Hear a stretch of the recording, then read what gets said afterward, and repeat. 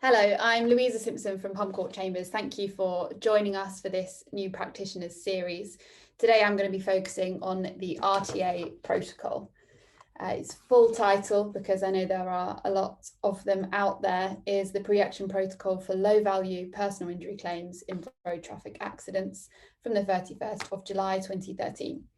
It was first introduced in April 2010 and initially provided a streamlined process for personal injury claims arising from road traffic accidents between £1,000 to £10,000. Since its initial introduction, it's undergone a number of evolutions and now covers claims up to £25,000 in value. And it was introduced in response to the rapidly increasing number of claims and rapidly increasing costs, which were considered to be disproportionate to the value and complexity of the claims which were being pursued. Of particular importance, this protocol, the RTA protocol, as with some of the other protocols, exposes users to a number of potholes which could adversely affect the outcome for our clients and result in both costs and damages sanctions. It's therefore essential for practitioners to have a very good grasp of the portal rules and to ensure that they, in doing so, provide an efficient and competent service. So today I'm going to cover the scope and applicability of the protocol and also stages 1, 2 and 3. I won't be going into detail on the costs and matters such as withdrawal from the portal, as we can't cover everything today, but I will in particular focus on those potholes which I mentioned and which all practitioners should be aware of. Any of the paragraph numbers which I reference are in relation to the paragraphs of the protocol itself, unless I make it clear that I'm talking about something else entirely. So paragraph 4.1 of the protocol makes it clear, as the full name of the protocol suggests, the RTA protocol only applies to road traffic accidents which result in personal injury. The accident must have also occurred on a highway or another public place in England and or Wales, and the duty owed must arise from the use of a mechanically propelled vehicle intended for use on the road, and therefore claims involving cyclists in collision with pedestrians or, for example, on private land would fall outside of the scope of the RTA protocol. Also, the protocol does not have retrospective effect, and so it only applies to accidents which occurred after the 30th of April 2010, and paragraph 4.5 of the protocol also lists some other exclusions, which include, for example, if the claimant is bankrupt or the defendant's vehicle is registered outside of the UK. There is an upper and lower limit to the protocol, setting out which cases would fall within it. The upper limit, as is set out here, is 25,000 where the accident occurred after the 31st of July, or 10,000 where it occurred after the 30th of April and before that July date. It's based on the claimant's reasonable belief as to the claim's value, and it is important to note as well that the value excludes any vehicle-related losses, and that's by virtue of paragraph 4.4 of the protocol. So theoretically, as a consequence of that paragraph, claims with a total value far in excess of the multi-track limit, when you include, for example, the claims for vehicle repair and or credit hire, for example, could proceed via the RTA protocol to simply a 20-minute hearing in a block list before a district judge. There is also a lower limit to be aware of. Paragraph 4.1, which was on the previous slide, makes it clear that the protocol doesn't apply where the normal track would be the small claims track, and therefore that relates to any claim where the value of the personal injury claim is below £1,000. So stage one, a claim is commenced by submitting a claim notification form to the defendant's insurer. Usually that's done electronically via the portal. And also what should be submitted is a defendant only CNF to the defendant themselves by first class post. One important thing to note is that a failure to complete the mandatory information which is requested of the claimant on the CNF allows the defendant to drop the claim from the protocol pursuant to paragraph 6.8, which is up there on the slide. And that obviously exposes the claimant to a cost risk pursuant to CPR rule 45.24. Also important to note when discussing some of these potholes that I mentioned is that that CNF is validated by the claimant with a statement of truth.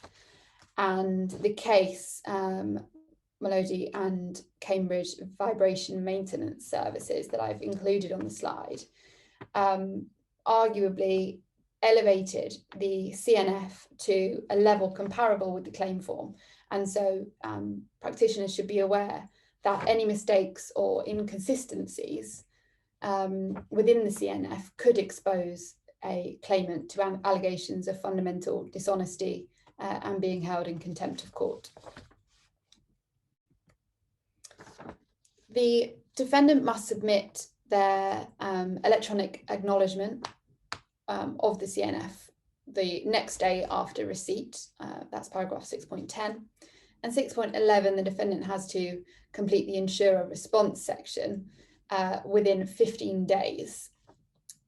There are 6 potential responses and they are listed on the slide. The defendant can admit liability, deny liability, allege contributory negligence, and there's a seatbelt point which I will come to on that. They can fail to respond entirely, notify the claimant that the value falls below the small claims limit and so the protocol is not appropriate, or allege a failure to complete the mandatory information which is requested and required in the CNF. Unless the defendant takes step number 1 and admits liability, or there is an allegation of contributory negligence, but that is limited to the wearing or not wearing of a seatbelt, the claim will automatically exit the portal pursuant to paragraph 6.15. In that case, it will be governed by the PI protocol.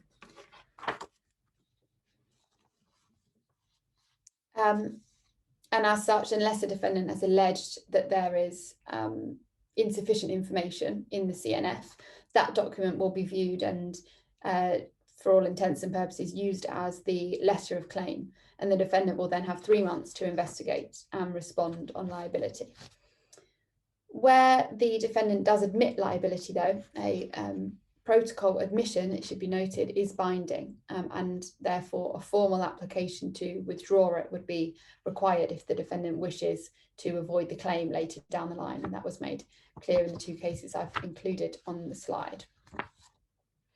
At that point, we move on to stage 2, and a claim proceeds to stage 2 when the claimant uploads a stage 2 settlement pack to the portal.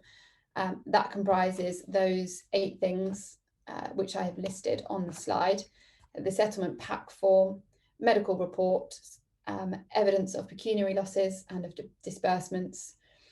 For soft tissue injury claims, invoice for the medical report,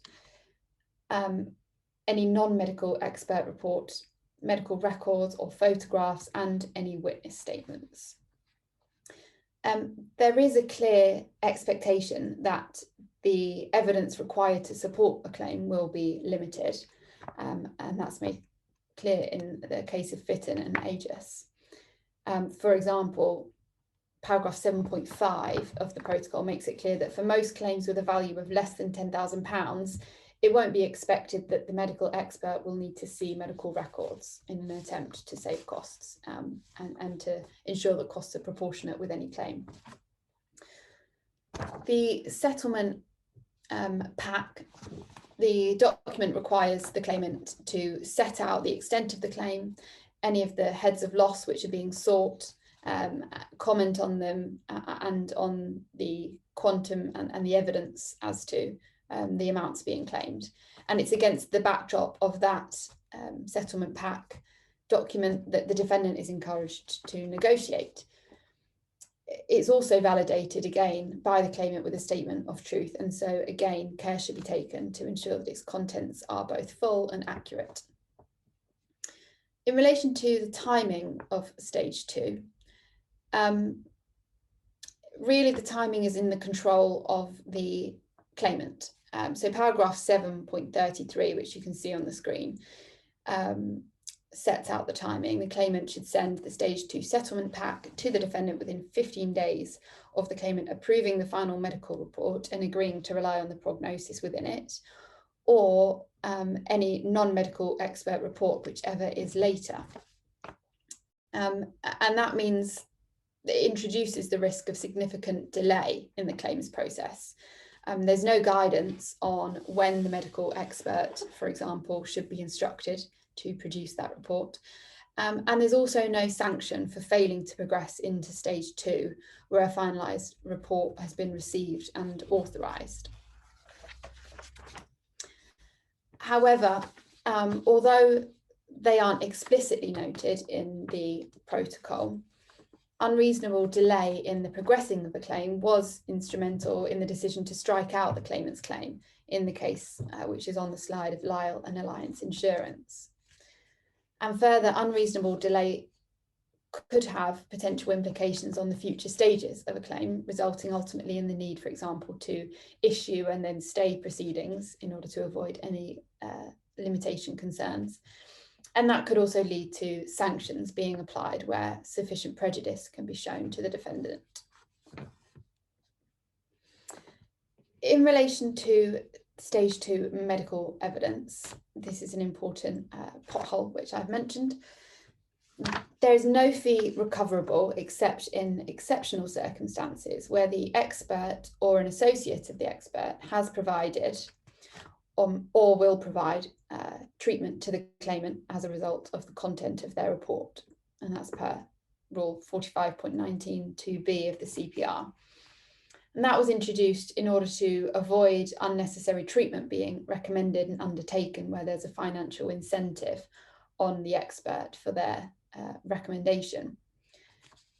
And therefore, the discharge report claimed on many physiotherapy invoices should fall foul of that rule. They are, by their very nature, medico-legal reports and not necessary for the claimant's treatment.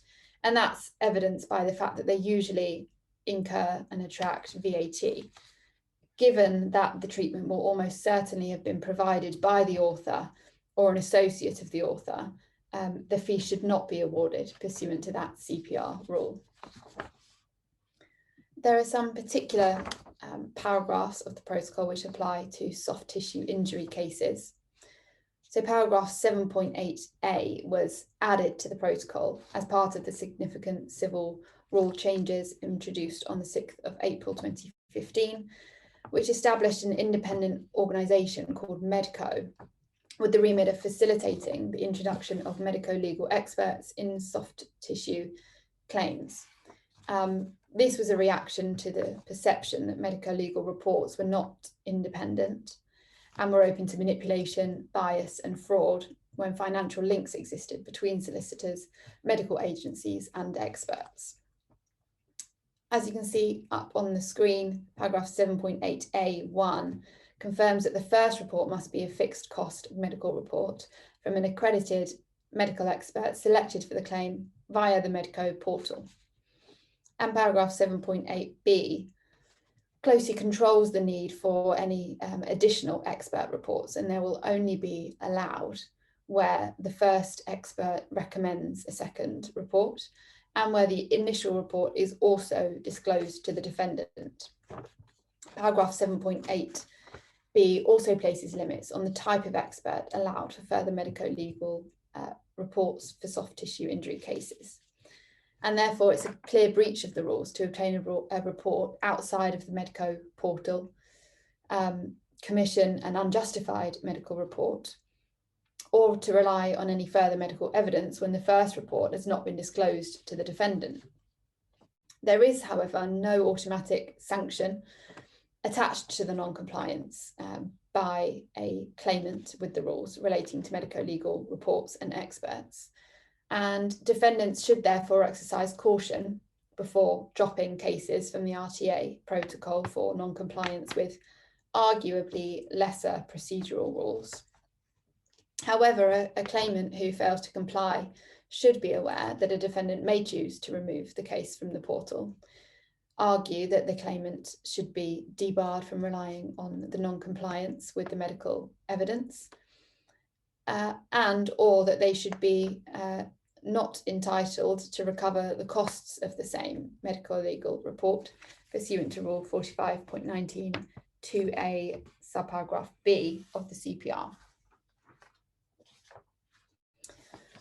In addition, paragraph 7.3 of the protocol, which is again at the bottom of this slide, makes it clear there will be no further opportunity for the claimant to challenge the factual accuracy of a medical report after it has been sent to the defendant via the portal. Service of any inaccurate evidence will therefore expose claimants to the risk of a finding of dishonesty and or cost sanctions, should a defendant choose to drop the claim from the portal and take a stand on the validity of the case being pursued. There's also the option of requesting and making interim payments throughout the protocol process. Unless you are a child claimant, you can, as a claimant, make a request for an interim payment of £1,000 or more by submitting an interim settlement pack to the defendant. Where the claim is worth more than £10,000, the claimant may make more than one request for an interim payment. If the request is limited to £1,000, the defendant must pay the interim payment within 10 days. If the claimant requests a higher figure, the defendant has three options which are set out.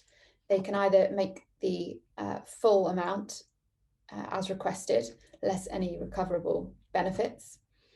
They can make the minimum payment of £1,000, or they can pay another amount between the minimum and the amount requested. Where they choose, though, not to pay the full amount which is requested, a brief explanation has to be provided. Where an interim payment is not made, or payment of the full amount is not made as requested, a claimant can choose to remove the claim from the portal and issue Part 7 proceedings, pursuant to paragraph 7.28.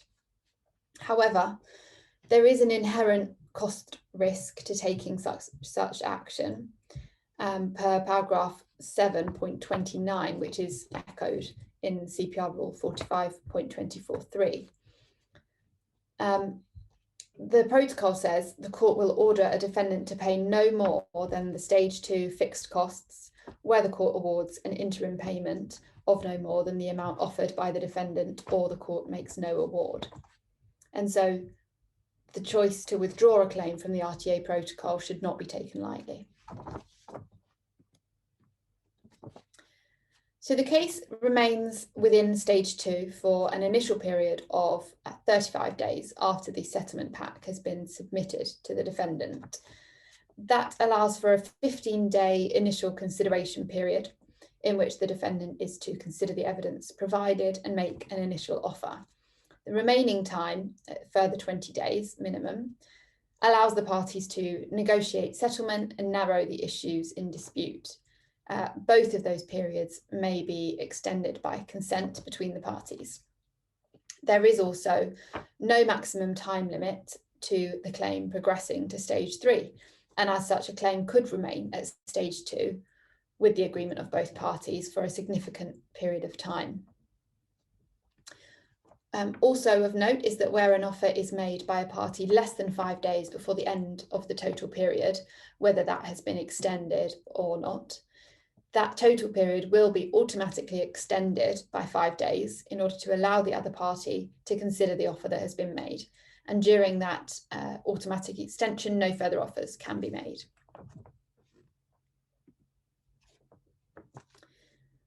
In responding to a stage 2 settlement pack, the defendant has 4 options. They can notify the claimant that they consider the small claims track would be the normal track, resulting in the claim automatically falling from the protocol per paragraph 7.39a.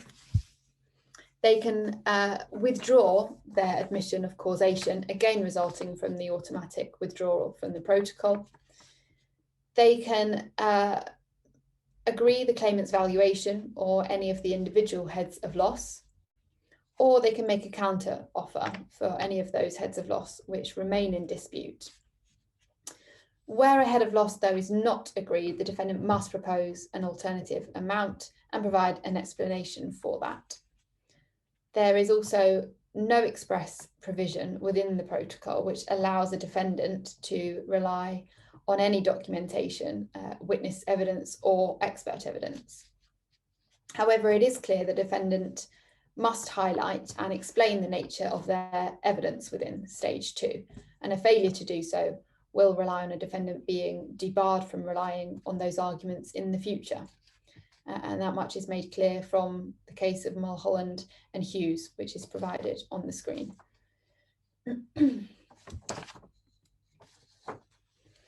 If at the end of the total consideration period, 35 days, or if that has been extended, if the parties haven't reached agreement on the amount of damages payable, the claimant has to send to the defendant a court proceedings pack, and that marks the end of stage 2.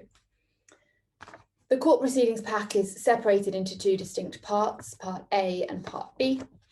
Part A reproduces the damages grid contained in the stage 2 settlement pack, supported again by a statement of truth.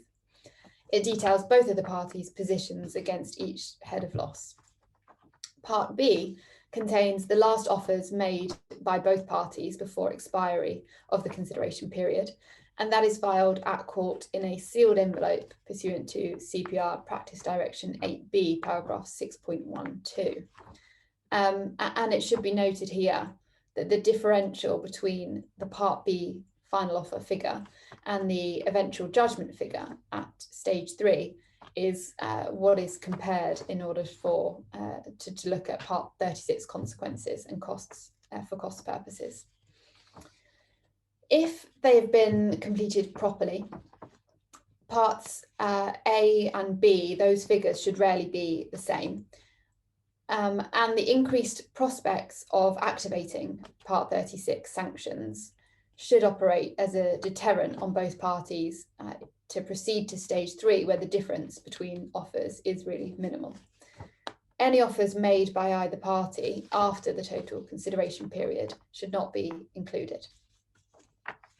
Where settlement cannot be achieved, a defendant must pay within 15 days the final offer paid, so their Part B figure, plus stage 1 and 2 costs, fixed costs, and allowable disbursements, with credit to be given for any interim payments and deductible benefits.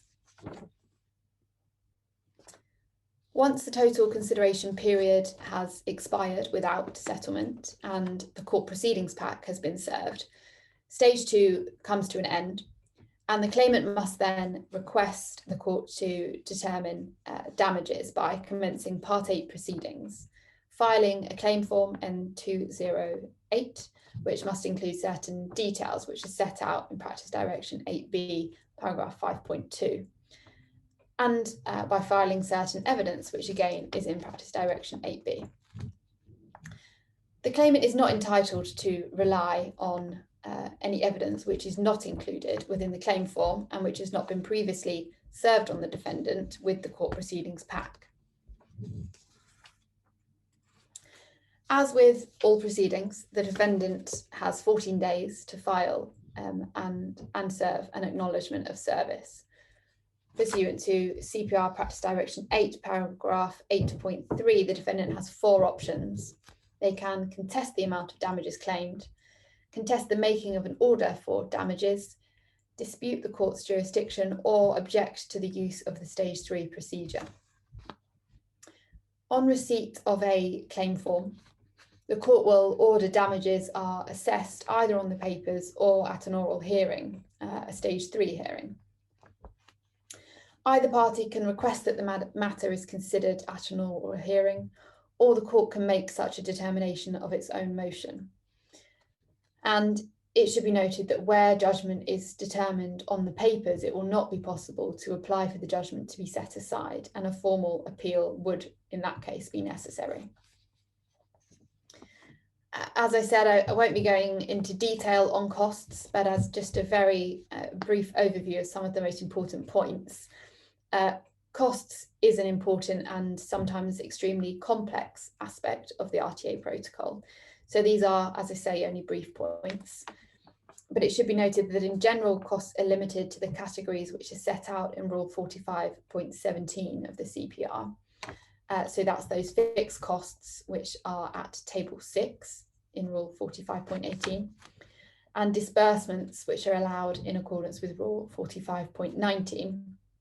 And finally, fixed costs in accordance with Rule 45.23A or B.